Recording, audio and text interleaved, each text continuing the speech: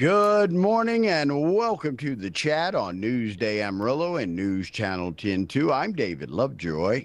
Good morning, everybody. I'm Rhonda Lawnert. And I'm the man with the plan, Chuckalicious Chuck Williams. Our Duchess of Downtown, the Queen of Center City, Miss Beth Duke joins us this morning. Another community market is on the way bright and early tomorrow morning. It only gets better. You got produce coming in. You've got just tons of activities. Some fun stuff headed our way tomorrow morning, right, Miss Beth? Oh, there are. Last week, just to give you an idea, I bought the most beautiful fresh apricots, and they are going to become a pie. And our bakers had bread, and tomorrow, one of my favorite bakers is bringing her special pecan cinnamon rolls. Uh-oh. I'm there. Be there at 8:30 in the morning. You better get it. Oh, yeah. I bought fresh cucumbers, squash, and two of the best ribeye steaks ever. Yeah, and you opened up vendor applications again that you could bring in some more vendors. It kind of We did, yes, and we got a few. We got two this week. I'm not sure they'll be ready to start Saturday, but we decided that some people just weren't quite ready when we geared up in June, so we took a little break, and now we've reopened applications. And one applicant is going to be selling his artwork that's very original. And another one has some beautiful jewelry. So I really want people to come out because every week you're going to see something different. It's not always the same. No, I've right. noticed that. Yeah, and one thing that I like about it, and I'm a big fan of it, but I always like to go down there and see who I know. I'm always going to run into a friend, and catch up for a little bit, and then I like buy to some meet jam the new and. people. Somebody who just said, well, we saw what was going down, so we just decided to walk down the street from the hotel or we were Right. driving by. Yes. And that need. We get a lot of visitors from the Embassy Suites, the Barfield, the Fisk, and they look down the street and say, let's go see what's going on.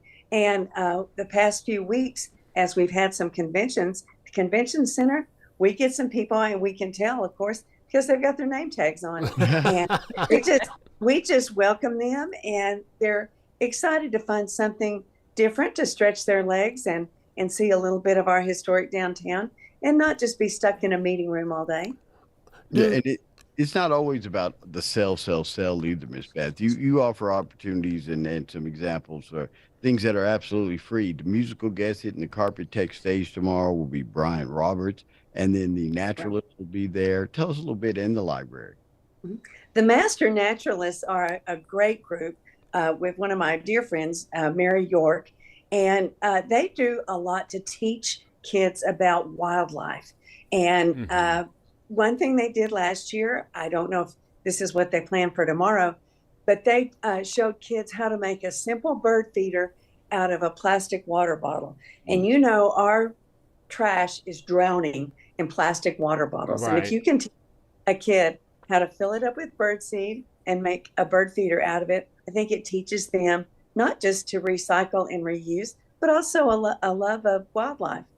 They also have some plaster molds of different animal tracks, and sometimes they play a game with the kids and let the kids try to decide what animal that track belongs to. And I think it's important because a lot of times city kids just really do not have the opportunity to learn about the outside. Now, I know you guys learned about wildlife during the flood with the geese and fish, and there were even some sightings of deer. Oh, the possum! I forgot about the possum. Yeah, don't forget him. The Master Naturalists are a great group because they're really trying to show the youngsters an appreciation for wildlife and a respect for nature, and I love that. Then also, starting tomorrow and for the next 3 weeks, we're going to have the Amarillo Public Library.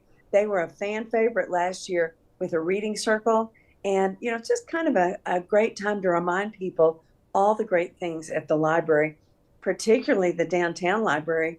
A lot of people during pandemic, they opened the maker space, and people don't realize you can go to our downtown library, you can check out power tools, you can use their 3D printer. They have sewing machines if you just need to mend a hem or something.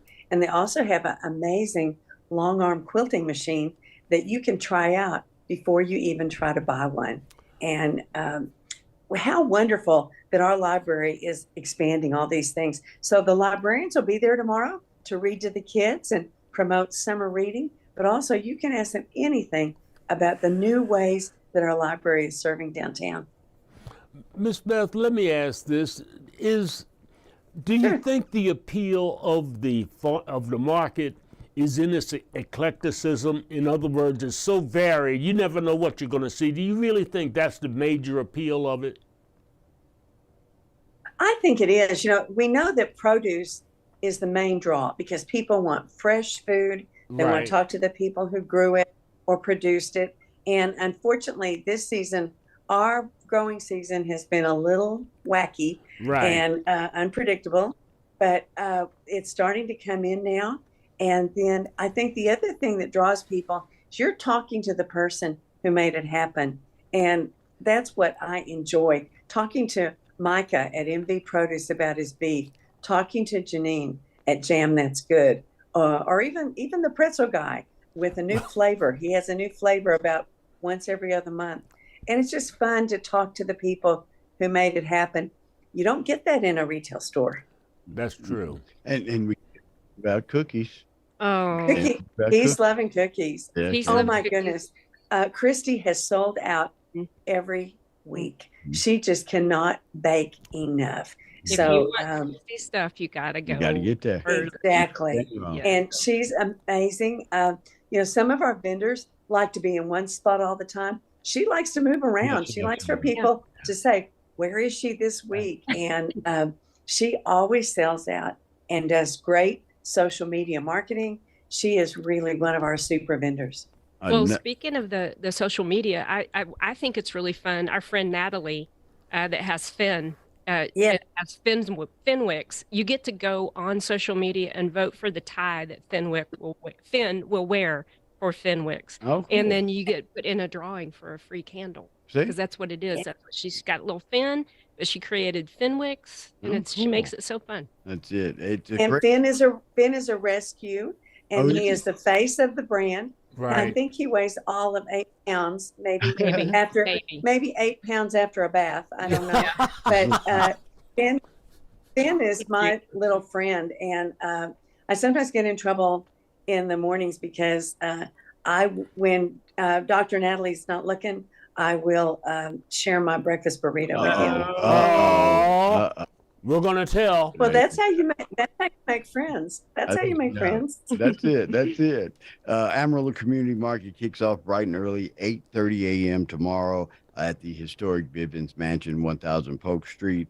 Brian Roberts will take the Carpet Tech stage. The Master Naturalist will be there with some great free activities. The Amarillo Library, plus all those great vendors and merchants. Miss Beth, thank you as always. Have a fun tomorrow. Gonna be a nice. Oh, I hope you guys come out and come out early before it gets too hot. That's also the best time to get that fresh produce. Get that produce. The Amarillo Community Market rolling strong in 2023.